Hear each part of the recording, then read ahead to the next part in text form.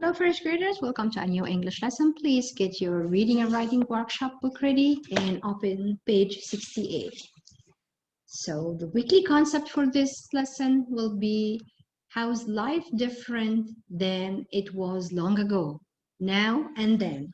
As you remember, the big idea for this unit is what can happen over time, and changes could happen.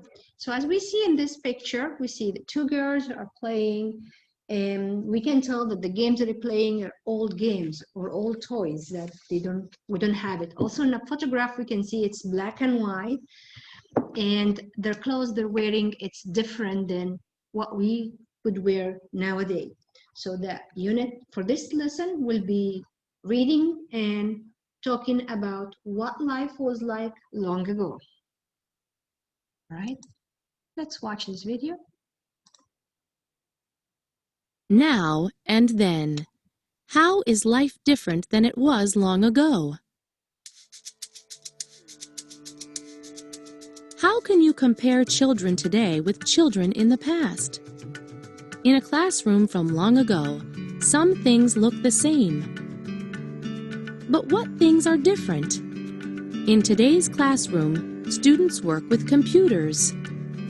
Long ago, children liked to have fun and play games together. Children today like to do the same things.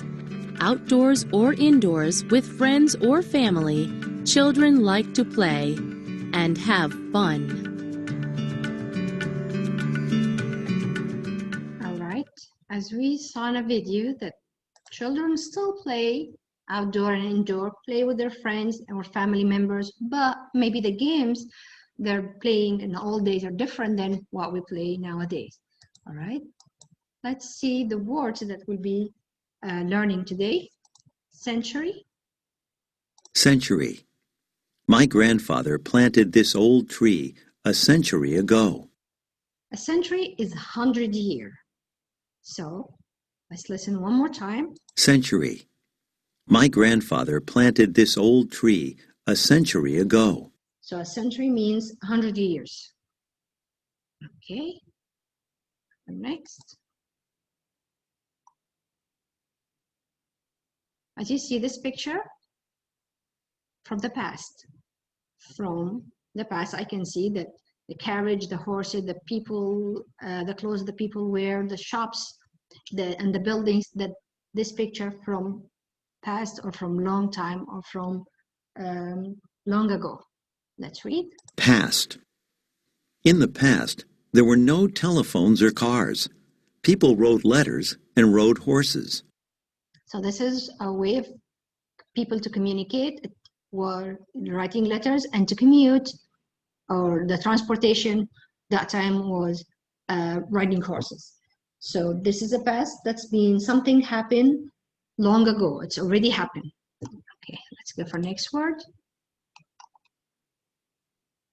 Entertainment. Watching movies is a popular form of entertainment. And of course, looking at the children wearing this 3D glasses, I can tell that this is picture from something happening nowadays. It's not something old. So entertainment, it's what you do for fun. So as you see, these children's having fun watching the movies. All right. Next.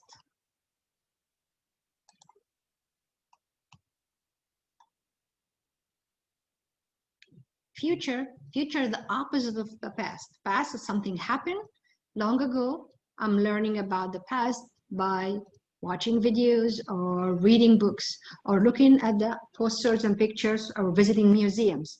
But future is something that you plan for it to happen later on. Future.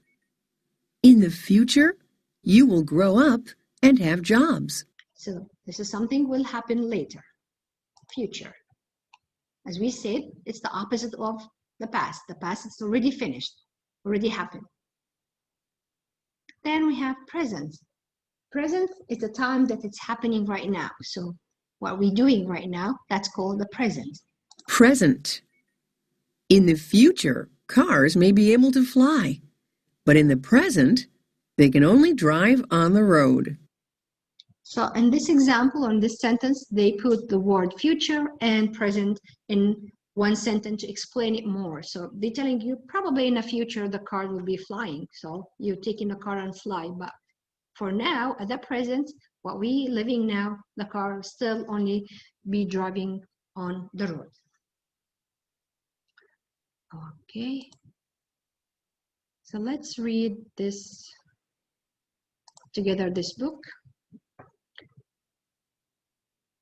And this book explains things that happened in the past that we don't know about it, but only probably if you watch a movie, if you read about it in the library, or you visit a museum, you will know how people live and take for transportation. Okay, I lost my page.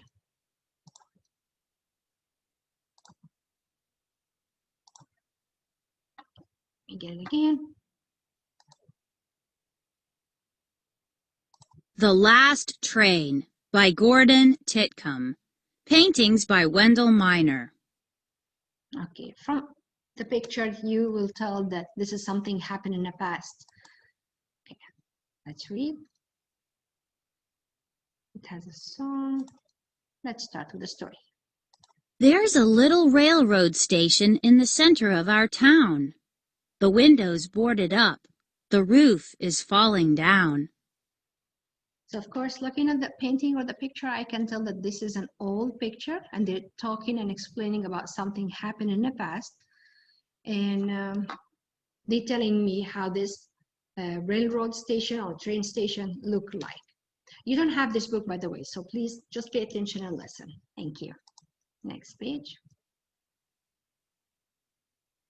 If you close your eyes and listen, you can almost hear the sound of those big iron horses rolling into town. All right, we're talking here about the train, and look at the train and the house in the background over there. So you can tell that this is something that happened in the past. My granddad was a railroad man. He drove the trains around. My daddy, he sold tickets till they closed the station down. Right? Now the tracks that shone like silver have turned to rusty brown. 30 years ago, the last train rolled through town. So as you can tell now, all what we're talking about, that something happened 30 years ago and everything changed. I'm riding on the city of New Orleans, thinking about the Wabash Cannonball. Look at the train. Ooh, midnight flyer. Hear that lonesome freight train whistle call. Look at the heavy, thick smoke. That was a way for the train to people know that the train almost there to the station, because they didn't use electricity or gas or whatever we use now. They used coal or like charcoal to run the engine. Old cigar box filled with memories, my boyhood souvenirs. Okay. The watch they gave my daddy when he'd put in 20 years. This is really cute antique watch. Nowadays, people have digit. They have even smaller size, and they can wear it in the wrist. But in the old days, they call it pocket watch, where they can keep it in a pocket with the chain like that. That was something famous and popular in the old days. Now the flattened copper pennies look like little metal tears that a railroad cries before it disappears. Okay. A ticket punch that clicked 1,000,000 snowflakes every year. Okay, look at the ticket, how it looked like in the old days. The faded union dues card of a railroad engineer. And that's the union card. It's like an ID. Look now the trains, look in the old days. Each item marks a chapter in a story we hold dear, sweet memories of a railroad man's career. Of course, here they're using some rhythm at the end of the word that they end of the same letters or the same sounds. This also make it interesting and excited for you to understand and listen. Oh, the brakeman with his oil can, the porter dressed in white, Also, uniforms are different. the fireman with his shovel full of jet black anthracite. And this is the only way to run the engine so the train can move. Gone now like a dream that slowly faded in the night are the faces of this once familiar sight. Right? Oh, the steam gave way to diesel and electric-powered trains. Now the rails look up at contrails from jet-powered airplanes. So this is a new train, and now people actually can take even airplane to fly, which is faster. A blast of steam, the whistle screamed its mournful last refrains. Long silent, though its echo still remains. All right, as this is a memories that they try to recall their memories back for things that happened in the old days. All right. So for this story, we learned about an old day, what happened long ago. We cover also the words entertainment, future, present, and we learned the word past, and also we learned that things and century is 100 years, and also we learned that this concept for this week, it's things happened long ago, and we compare that what children play with toys, what kind of games they play, and how their schools looks like. Now we have computer. All days they used to be sitting next to each other. You have to have books and pencils and papers, but now we can have most of our curriculums online. All right, that's it for today, first graders. Thank you. Bye-bye.